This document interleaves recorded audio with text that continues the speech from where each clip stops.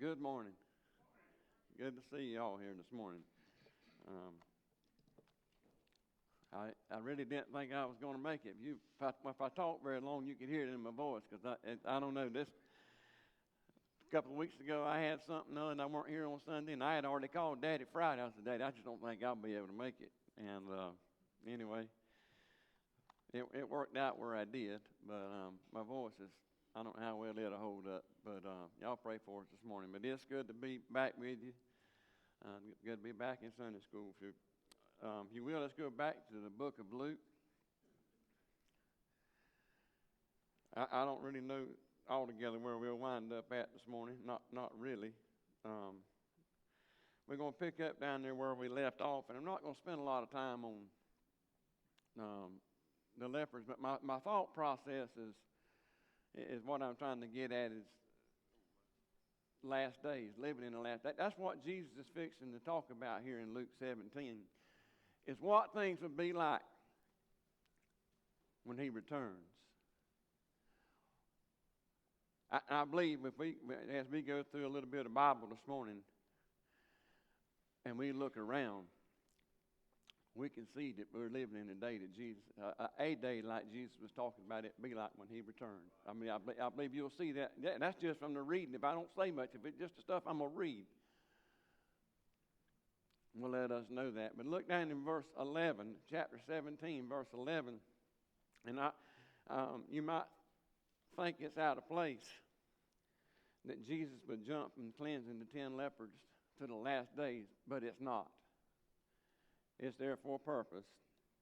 And like I said, I won't spend a lot of time. I almost just stayed with the lepers, but anyway, I'm not. I'm going to go to some other places. So it says, and it came to verse 11. 17:11. I might not have. Okay, there we go. And it came to pass as he went through Jerusalem that he passed through the midst of Samaria and Galilee. Keep going.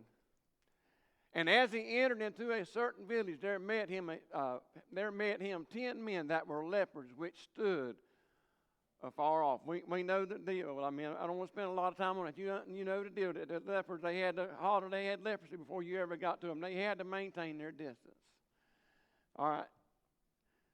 And as they lifted, is that the right verse we're supposed to be on? All right, in verse 13. And they lifted up their voices and said, Master, Jesus, have mercy on us. So they see him, and they see Jesus. And by this time, Jesus' fame is spread. By this time, they know he's the man that performs miracles. And so they lift up their voices, and they begin to cry out and say, Jesus, have mercy on us. Verse 14. And when he saw them, he said unto them, Go show yourselves unto the priest. You got to realize in those days for them to be clean. I mean, the priest would have knew they had leprosy. The priest would have been the one to tell them what to do. You got to separate. You got to go here. You got to go there. That would have been a priest's job. So Jesus is looking at them, and he hollers back at them. He said, Go show yourselves to the priest. Now, Jesus knew what he was fixing to do. But even with him cleansing them, they still had to go to the priest, and the priest had to say, Hey, he's clear. He's clean.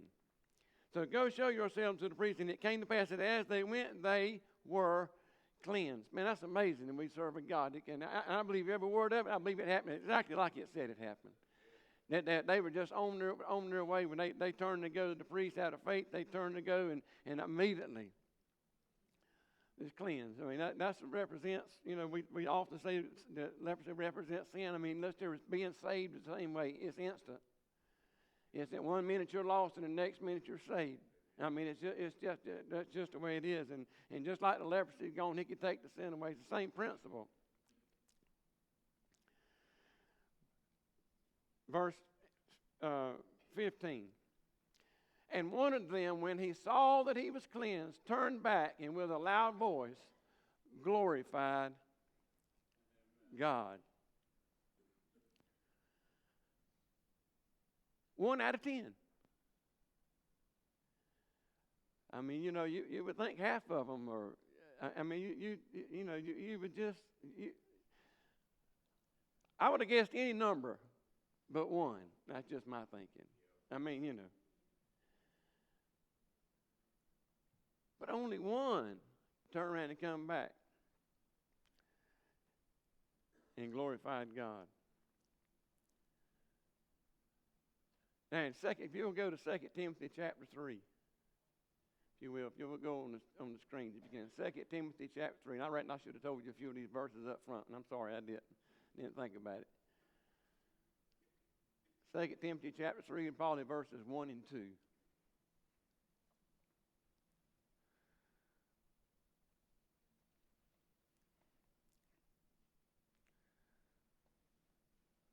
Second Timothy. Sorry.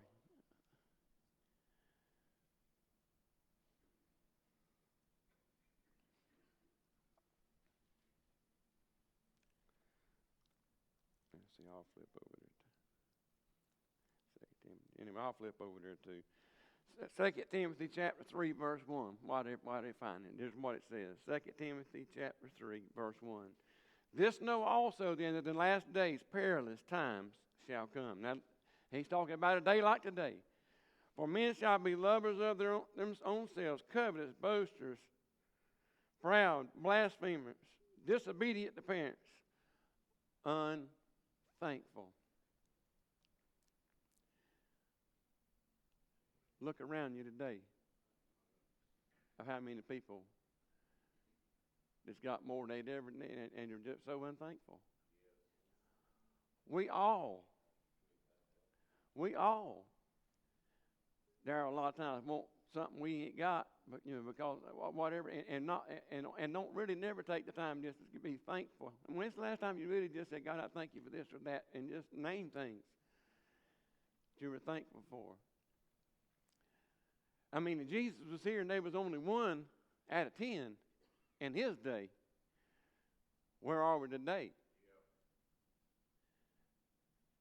Where are we? I mean, I could spend the whole lesson right there on being unthankful, but I'm not. I want us to see the picture of the thing as a whole. I mean, Paul, and this is Paul right to Timothy. He's telling us in the last days people to be unthankful. I mean, I just never hardly hear anybody say, God, I thank you for this, or God, I thank you for that. I mean, I don't. I mean, maybe you do. But I can't remember the last person I've heard say, God, I thank you for this, God, for that, whatever the case may be. Everybody in this building is blessed. There's people that would love to have what you have this morning. You'd be surprised at what percentage of this world would love to know that they have what you have. You're sitting in this house this morning, and we ought to be thankful for whatever God's given us, whatever He's allowed us to have. Be thankful for it. I know how it is. We always want more. I mean, I can, Mr. Larry, I can name a list this long with things. Well, I wish I could this. I wish that. I mean, we all could. But before you get to that list, you need to get to that list of God, I thank you for what I do have. I do have clothes to wear. I do have food to eat. I do have a house to live in. I do have a vehicle to drive. I do have health, or I do have whatever the case may be. And be thankful for whatever you got. Listen, God, I've told you before, God knows what you need. He may be just giving you what He can trust you with. That's being a true statement. Be thankful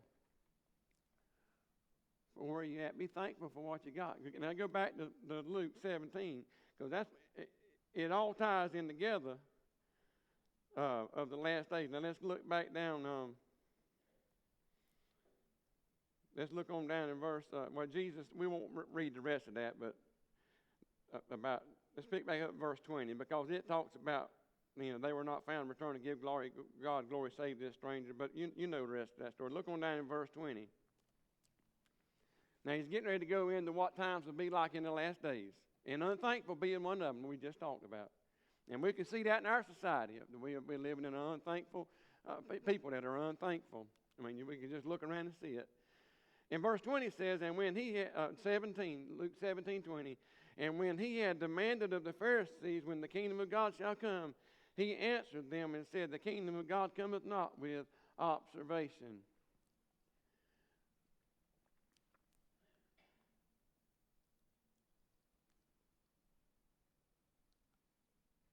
I don't really know how to describe what I want to say right here, but if you ever, the kingdom of God is not something you just observe. You see it at a distance. I didn't come to church this morning hoping to meet Jesus. I came with Him with me. He came with me. If you're saved, He came with you. I've heard people say that they went to They'd be going. I've heard this numerous times. That people went out of town to a big revival that went on for 10 or 12 weeks, and something happened at that revival, and they'd never be the same. I just don't understand that. I just will be honest with you. I don't know. They're looking for something with observation. They're looking for something. Jesus lives in here. And if you've been saved, He lives in you. I don't understand people that do that. Listen, I don't have to go to Florida or North Carolina or California to find Jesus. He's right here. He lives. It's not something you can just go and observe. And listen, look at verse 21. Neither shall they say, lo here or lo there, for behold, the kingdom of God is within you. No, where they say, oh, He's over here. Oh, no, He's over there. And we're living in a time like that. We're living in a time where people, they just don't know who Jesus is what it gets down to. They don't know. That worries me for somebody to say they go here and go there and, something happen. I know God can work over there. I'm not disputing that. But He can work at Evergreen in this service just like He can any other service if you got Jesus with you. It's the same. And then He goes on in verse 22, and He said unto the disciples, the days will come when you shall desire to see. Now this is talking about the second coming foretold. What things would be like when Jesus comes. We already seen the unthankful. We already seen the people running, here and there, trying to find God in all places other than the right places, more or less. And He said to the disciples, the days will come when ye shall desire to see one of the days of the Son of Man, and ye shall not see it. No, we're just going to be coming the day that we want to see the miracles and stuff that Jesus performed, do those things. And they shall say to you, see here or see there. And I've just talked about that a little bit. About going over here to find Jesus, going over there. He says, and they shall say to you, see here or see there, but go not after them, nor follow them. I forget now how many people, that right off the top of my head, how many people that even profess to be Jesus today as we live, or the Messiah as we live right now.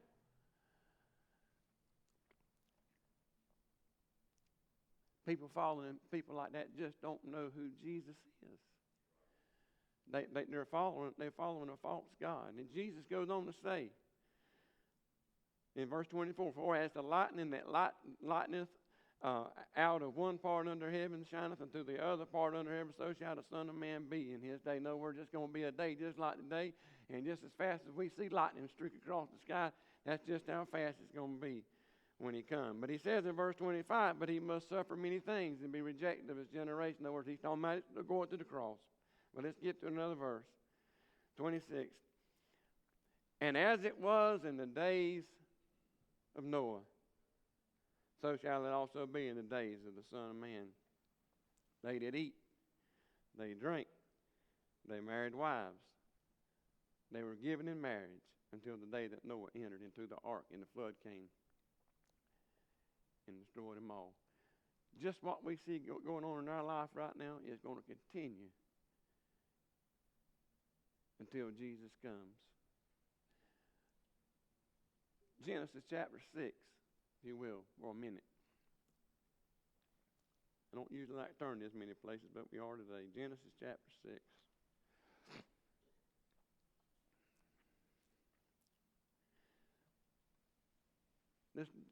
Just for a moment, just look at what was going on in Noah's day. Just for a moment.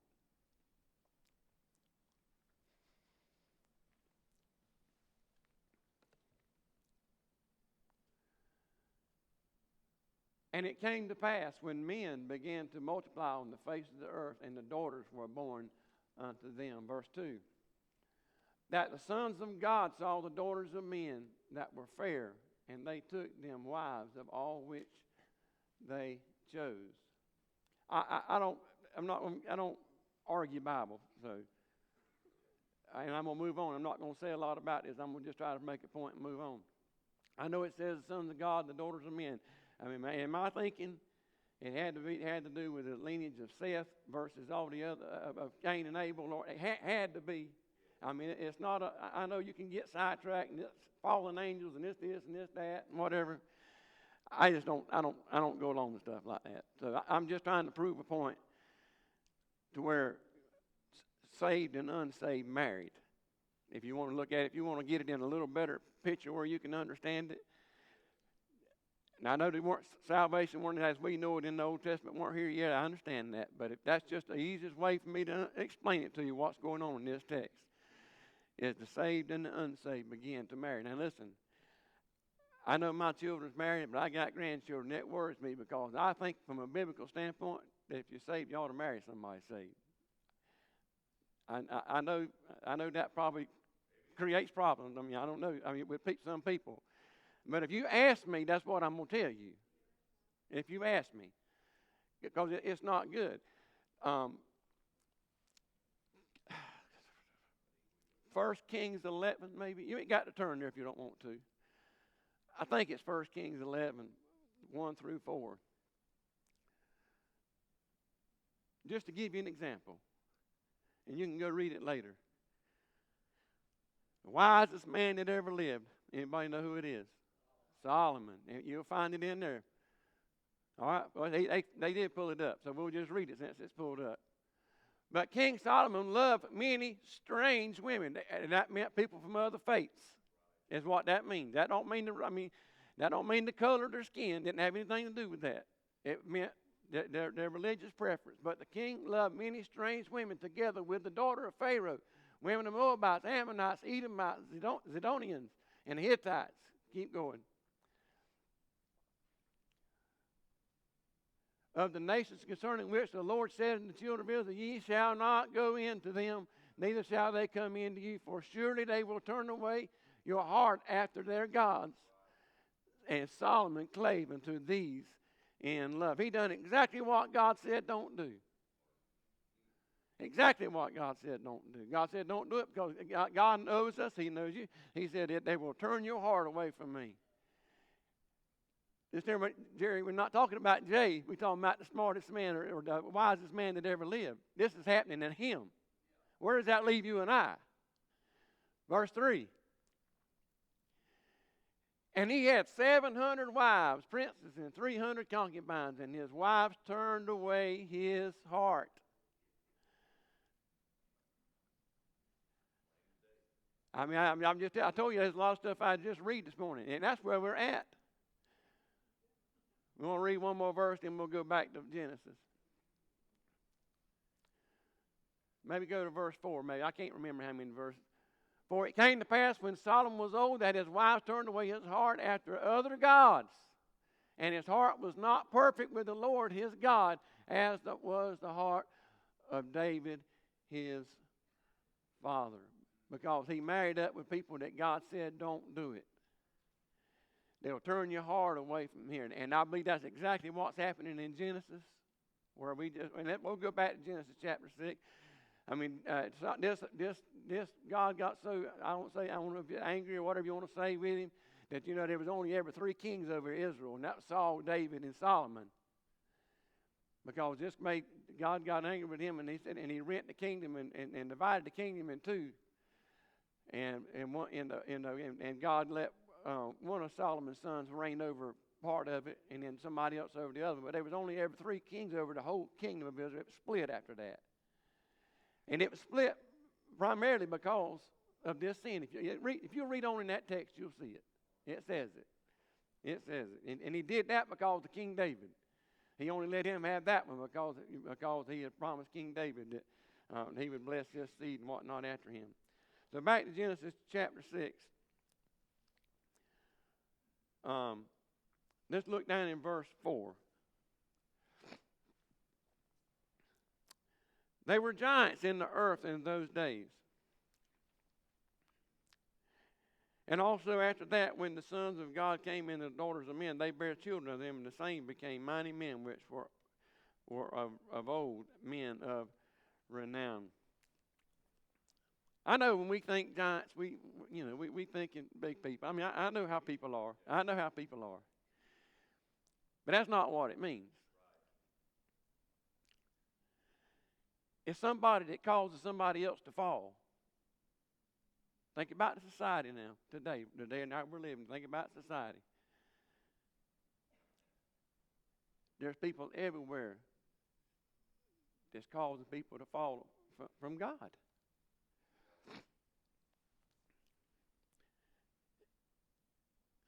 It goes on in the last part of this, that word renown means famous.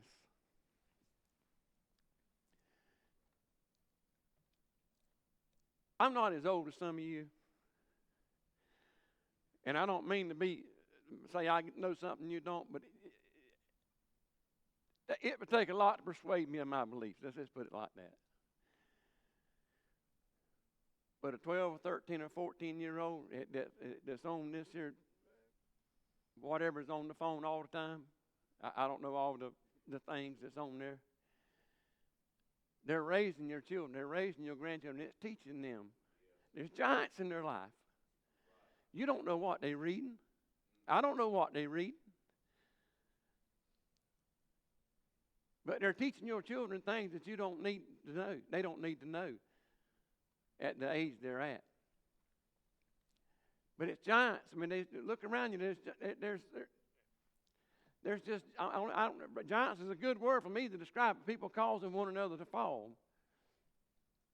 Just look around you, and it says famous.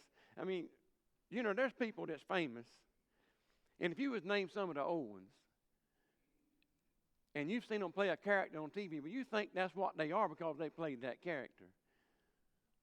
But if you'll go back and you'll Google them, you'll find out things you didn't know.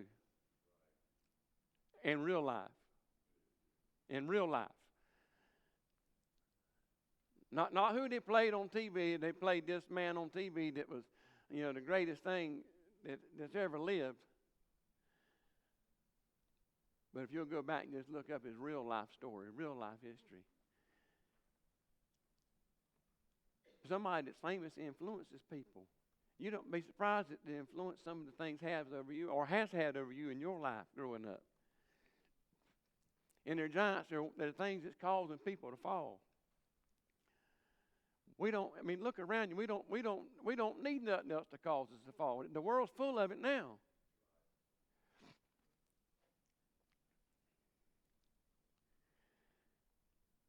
Verse 5. And God saw the wickedness of man was great in the earth, and that every imagination of the thought of his heart was only evil. Continue. As it was in the days of Noah, so shall it also be in the days of the coming of man.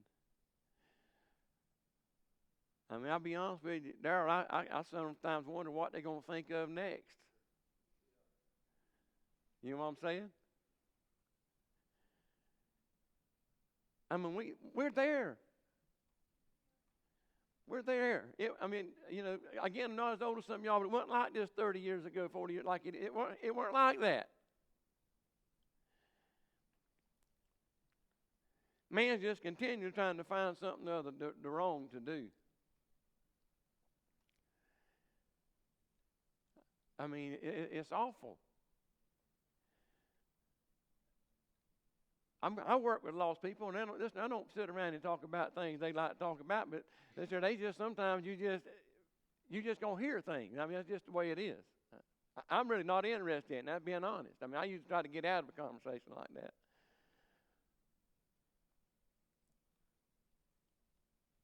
But it just amazed me, and men's hearts they're just evil. So much that God knew that, and he called Noah and was going to save Noah out and was going to destroy everybody else because of sin. I don't want to be the one that when Jesus comes, that my heart's filled with all the imagination of evil thoughts.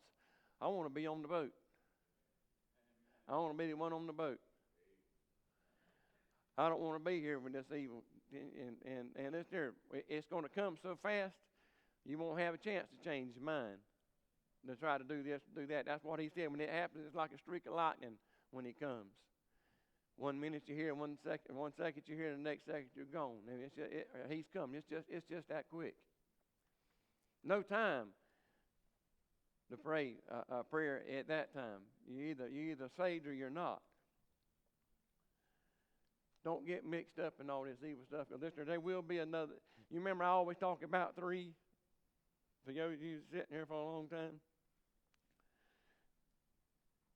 God destroyed man whom he created through the flood. Because of man's sin, God poured his wrath out on his only son, Jesus. He done to Jesus what he should have done to us. If you want to get the right idea, he done to Jesus what he should have done to us. The second time, the third time destruction comes, will be the final time, and he'll destroy heaven and earth. But Jesus, the Lamb, will pour out his wrath upon the people that rejected him. And that'll be the final destruction. If we talk about finality, a lot of times being three. Now, it also says, I'm trying to hurry. It also says in Luke 17, and we're going to go to Genesis 19 in the Bible. But Genesis 19, but now in verse 1. But now, if you go back, those of you look back in your Bible and Luke, it's the only place in the Bible that usually it just says as it was in the days of Noah. But Luke said as it was in the days of Lot. Luke is the only one that adds that. Now, you'd have to go back, and I'm trying to hurry. I'm trying to skip a little bit because of time. But if you'll go back and look in Luke where we were just reading, it said, as it was in the days of Noah, being the coming of man. Then it went on down to verse 2 more, and it said, as it was in the days of Lot. You remember. If you go back and read it, it's there. But so now, he's making a comparison. So now let's go back and look at what's happening in the days of Lot versus what's happening in our day. Now, we've seen the unthankful. We've seen all the evil sin. We see the ungodliness that's going on. Now we come as it was in the days of Lot. Remember Lot? Well, we've talked this numerous times. Lot pitched his tent towards Sodom. Now he's living in it. He's a magistrate type guy of it. He's moved right in with the sin. Just like we all do if we watch it long enough and look at it long enough. That's the other thing. What you see, I mean, it just comes easier to accept. The more we see of it, the more we hear about it, and the more we see it, we just come more acceptable to it. And that's exactly what happened with Lot. He's living right in the midst of it, just like you and I are now. And it says when he's at the gate, and there came two angels in Sodom at even, and Lot sat at the gate of Sodom, and Lot, seeing them, rose up to meet them, and he bowed himself with his face toward the ground. They were angels. They were visitors from God that God was going to send, what he told Abraham he'd do. And so, and Lot knew the people he dwelled with. He knew the people that lived in the town. And he said, behold, now, my lords, turn in, I pray you, into your servant's house, and tarry all night, and wash your feet, and you shall rise early and go on your ways. And they said, nay, but we will abide in the street all night.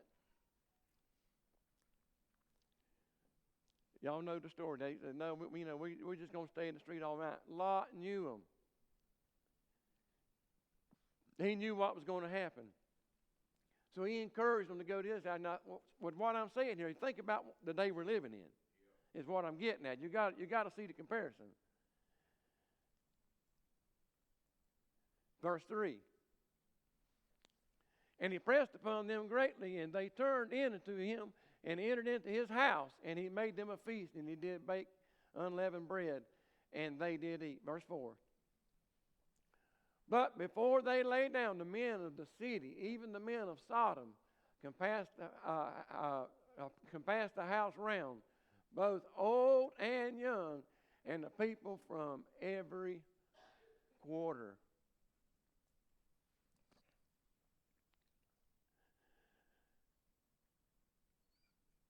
Young, it used to be just young a lot of times.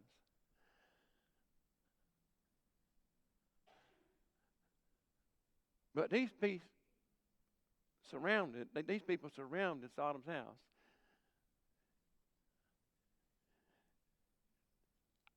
I guess you can see the comparison, but there's more of them than there are us.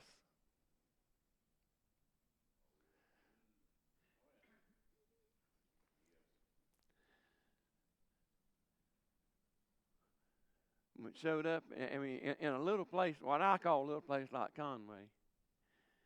And I wasn't there, thankful for the ones that were. But I, from what I could gather, there was more of them. From what I've heard from people, were about as many as there was anybody else. That's just amazing to me. It weren't like they had 20 people or 15 people. And if we're not there, Jesus said, as it was in the days of Lot, if it weren't there, it's coming. Because it's around us. There's going to be, that's how it was in the days of Lot. There was more of them than were of us. And and it says young and old from every part of town. And if you don't read the Bible much and you don't know what's going on, they're homosexuals. Just in case by chance, if you don't understand what's going on in the text. Just in case. There was more of them than were of us. Now this here, I don't know how old I was before I ever heard the thing such as a homosexual. I really don't. But I was up my age pretty good.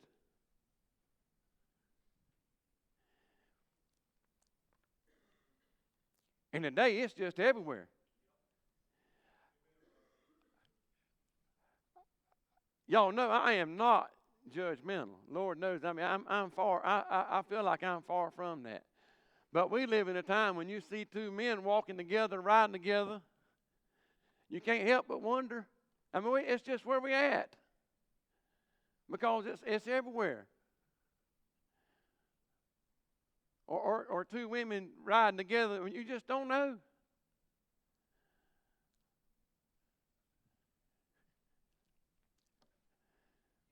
Young and old.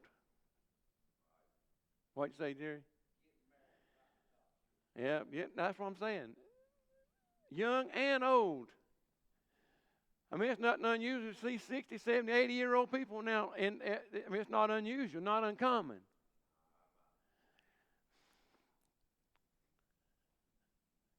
I'm just telling you to look around. Jesus has said, you're seeking today like he's got. He said, you're not going to see it, but here's what you're going to see.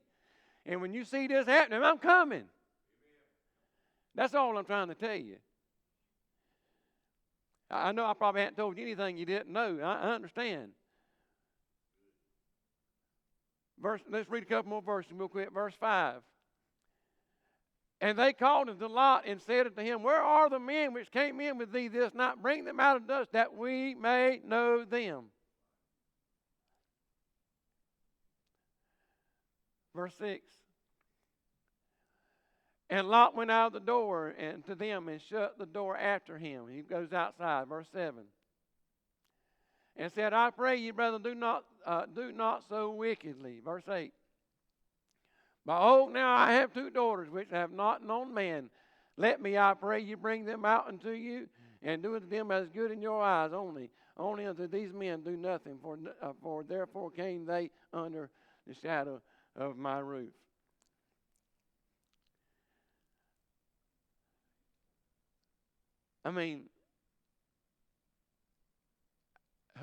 Who would even do what he offered? There's just no way I could do that. He offered his two daughters.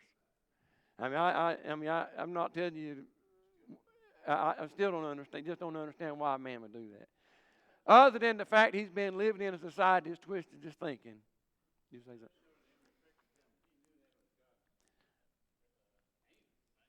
Yeah. Well, he knew they were. Yeah. Lot knew they were.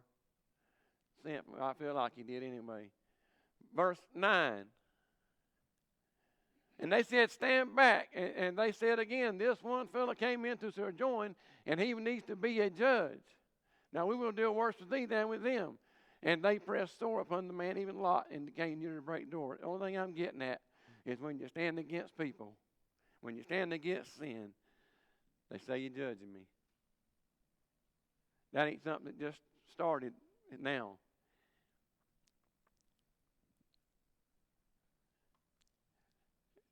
And they were either going to get violent. They said, because we're going to do worse to you than we're going to do to them. In other words, they were going to take them by force, is what that more or less saying. If you don't understand that, that's what they get by force. And they came near to nearly break the door down. Until there was smoke, the angel smote them with blindness. So they couldn't even find the door. I'm telling you, we're living in that last day, church. I'm telling you, but we better open our eyes. We better get ready for Jesus because he's coming sooner rather than later. I'm telling you, I really can't believe it's been as long as it had that he didn't come, honestly, with all this going on. And I'm not one to be negative, but things are going to continue to grow. That the spirit of the Antichrist is growing in our society.